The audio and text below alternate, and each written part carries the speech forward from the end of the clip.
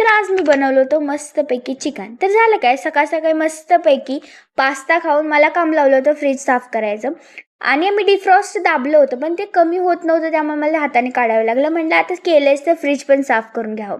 परत मला चहाच्या कामाला लावलं. मस्तपैकी मी निवांत चहा बनवत होती आणि कांड झाला, म्हणजे पूर्ण चहा फाटून गेला, दूध खराब होतं. परत मला वाटलं माझी चुकी आहे, पण नाही, बघितलं तर दूधच एक्सपायर निघालं. तो दुकानदाराची चुकी होती.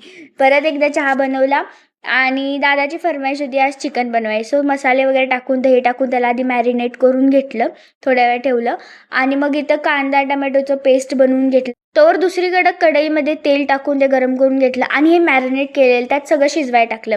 आणि आपण म्हणजे बाजूला पण पाणी घेऊन शिजवून त्यात वतू शकतो, पण गॅस कशाला वेस्ट करायचा म्हणून त्याच्यावरच ताट ठेवून मी त्यात पाणी वतलं आणि जसं ते पाणी गरम होईल तसं ते टाकायचं. दुसरीकडं मी मसाला भाजायला सुरू केलं. कांदा आणि टोमॅटोचं पेस्ट टाकलं, त्यानंतर जे पण मसाले होते सगळे मिक्स करायचे आणि थोडं हलवून घ्यायचं आणि मिक्स करून घ्यायचं आणि आपली चिकनची भाजी तयार.